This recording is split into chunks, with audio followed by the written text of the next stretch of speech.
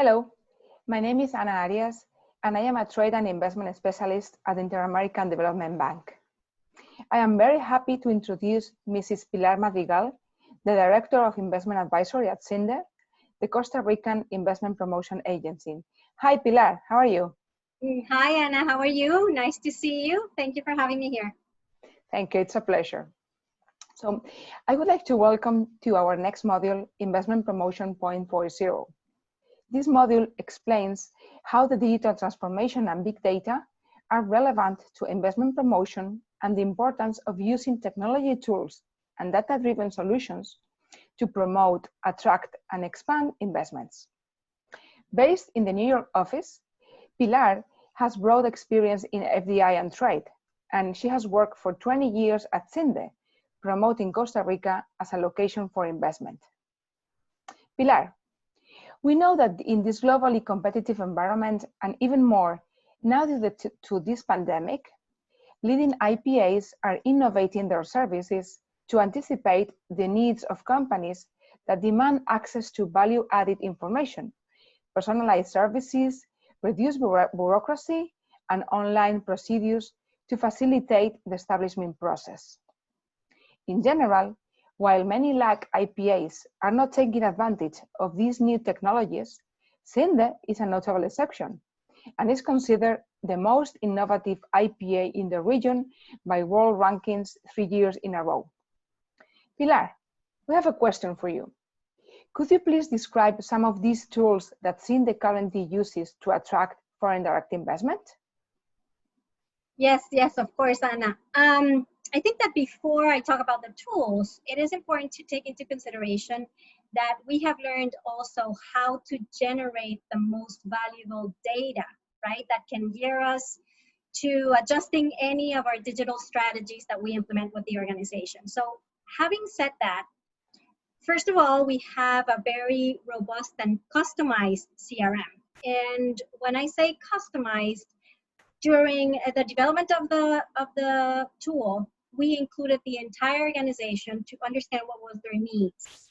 And to this day, the CRM not only works for the investment advisory team, but for the entire organization. We can generate reports about the type of investments, about how long these investments take, about the sources of where they come. And clearly that allows the entire organization to adjust to any circumstances or any strategies. The second thing that we've had is that we continue to upgrade our website. It is the second most important source of leads for CINDE today. We just included a chatbot, which enables us to better understand our client and understand what is it that they're looking for. The third tool that we've been using since a few years ago is clearly LinkedIn and Sales Navigator.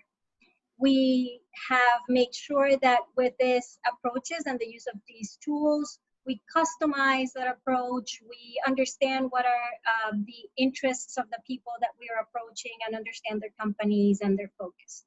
So those are the three main tools that we have originally used. But I want to reinforce that the CRM has been absolutely customized, and I think that has been key for us. Wow, Pilar, this is really impressive. I congratulate you for this amazing success of these tools. So thank you for this very detailed answer. And referred to as an innovative investment promotion, we know also that IPAs are optimizing technology to enhance the services they provide, alongside the fourth revolution that has occurred in manufacturing. This trend is estimated to accelerate due to restrictions on travel and face-to-face meetings caused by the COVID-19 pandemic. We have another question. What are the digital tools what digital tools has CINDE developed in responses to COVID-19 crisis? Yes. Well, the first thing that, again, we needed to understand to develop those tools, what was the need of the companies. And in this case, we understood that the first thing was to focus on the existing companies to ensure their business continuity and make sure that they could operate almost seamlessly. In and to understand that, we knew that we needed to implement real-time tools, tools that they would, that enable the companies to understand what was happening in real time. So the first thing that we implemented was Slack. Slack allowed us to post press releases, to post information about protocols, health protocols, operational protocols. And it was a forum there in which every company that we have communications with, which is about 300 or more, understood on an everyday basis what was happening. So that was a priority.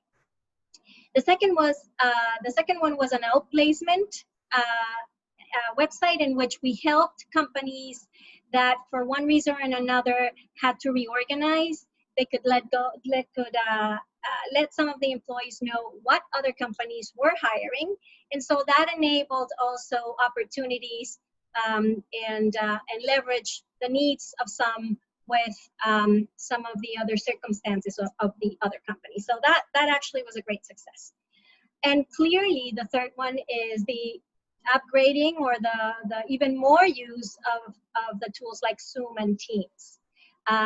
We have done numerous virtual agendas, virtual meetings, virtual webinars, and even at some point, virtual visits to site free zones or real estate areas. So 2 things. One, the focus was on real time, and 2 was to try to engage with that investor almost in the same way that they would have engaged with us if they were in the country. So that's how we managed to kind of organize our tools and maximize them. Thank you, Pilar. I really understand that you are one of the best and the most innovative IPAs in the world. Thank you to these innovative solutions. And one advice, because we have participants all over the world, and most of them would like to introduce for their own IPAs or their own IDOs, economic development organizations, digital tools and techniques. What advice would you give to them, to those participants that would like to start into this world of innovative tools? I think that the first thing I need to recommend is that they do understand that in the short and midterm, virtuality is going to be our way of work. It's our new normal. It's how we need to engage with both the companies that are in Costa Rica or in their countries, and companies or persons that would be interested in them. So I think that it is important that immediately they start upgrading what they have,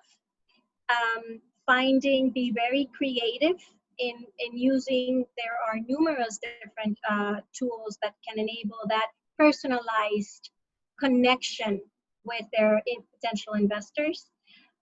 And finally, do not underestimate the impact that they have. It is an inflection point for us, for IPAs. We are getting out of our comfort zone. And at this point, the digital world is, and the virtual world is what is ruling. And therefore, please upgrade, introduce, and be creative with those tools. Pilar, thank you so much. We really appreciate you joining us for this very interesting and useful conversation. And thank you for all your advice and support. Thank you. Thank you, Anna. Always a pleasure. Have a good afternoon.